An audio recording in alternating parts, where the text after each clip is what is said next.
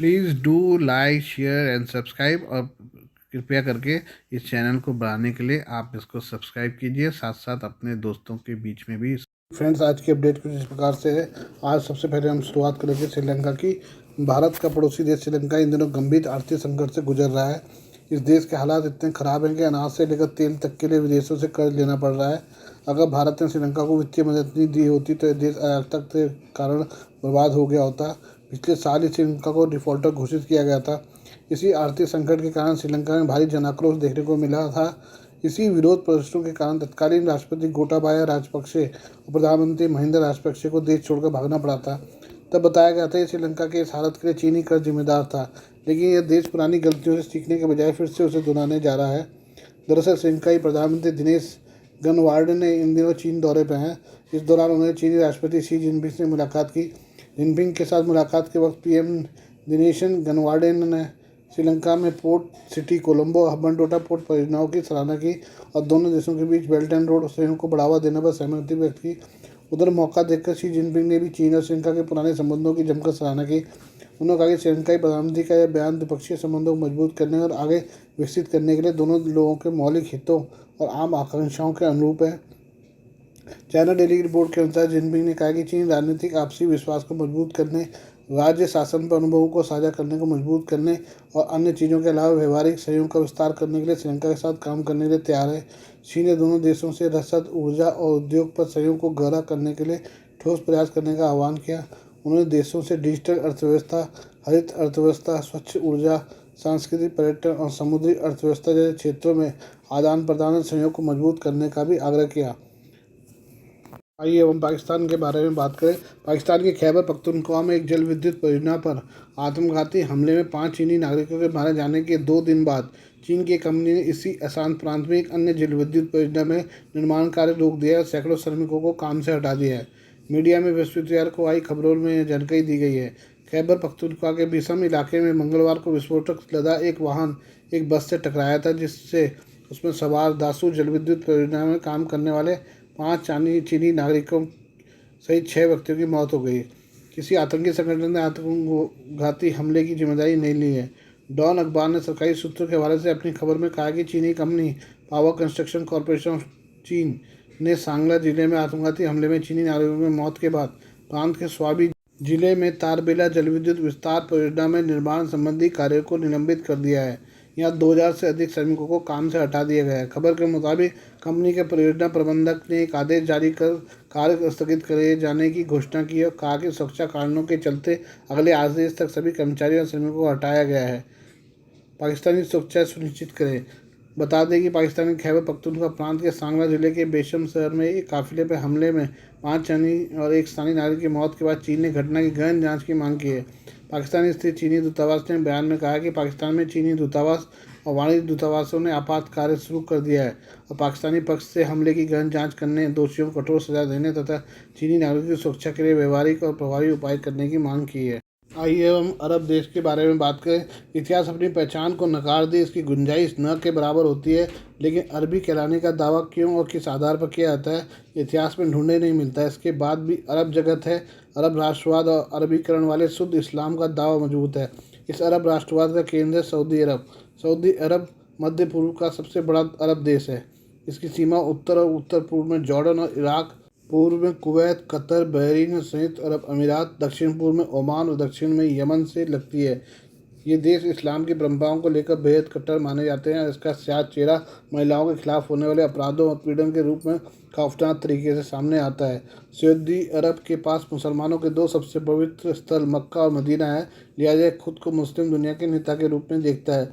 Saudi अरब के लिए सबसे बड़ी चुनौती यह है कि उसे अपनी धार्मिक पहचान को बनाए रखना है। इस धार्मिक पहचान के साथ सऊदी अरब में साम्राज्य और तेल की अकूत संपत्ति की सुरक्षा के लिए सुन्नी राष्ट्रवाद को उभारा गया और आक्रामक भी बना दिया गया। इसका परिणाम यह हुआ कि इस्लाम की आक्रामकता ने दुनिया की राजनीति और सुरक्षा के मापदंडों को ही बदल दिया। इन सब के बीच दुनिया बदली, तेल के विकल्प तलाशे गए, सऊदी साम्राज्य के कमज़ोर होने का खतरा मंडराने लगा।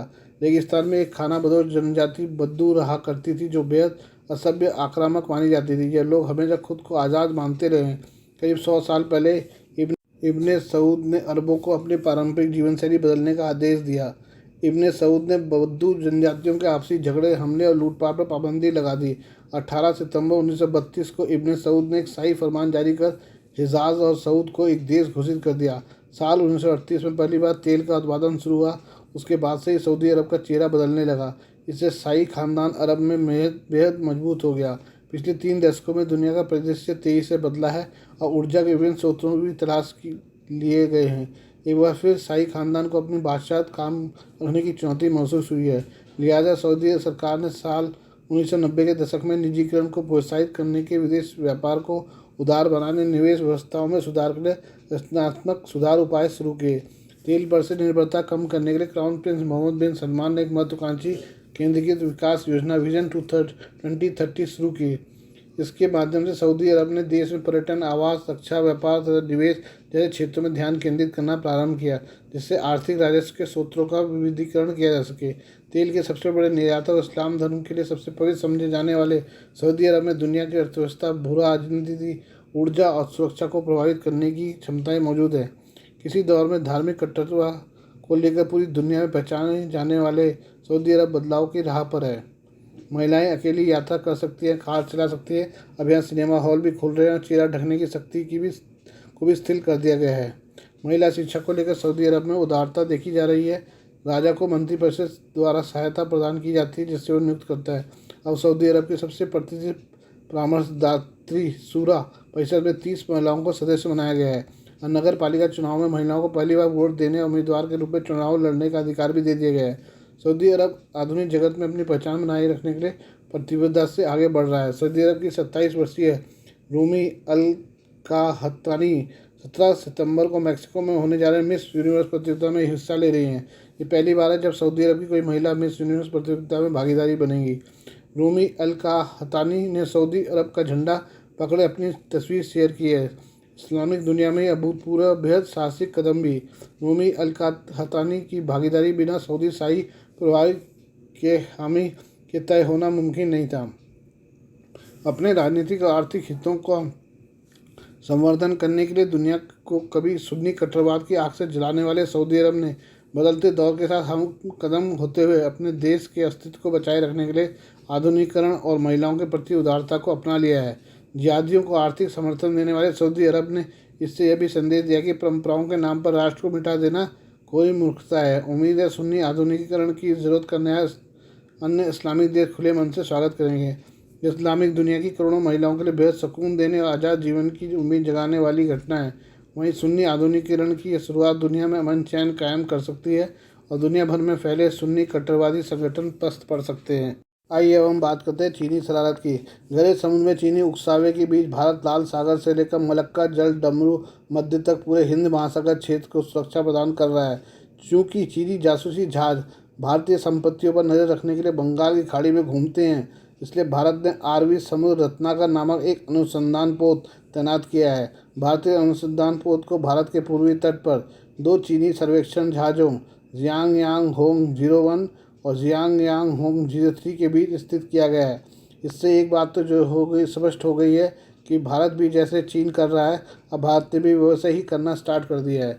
जैसे चीन के जहाज़ जो है हमारे एरिया में आराम से आ जाते हैं, ऐसे ही भारत भी जो है अब चीनी जासूसी जहाज़ों का उसी तरह से जासूसी कर रहा है।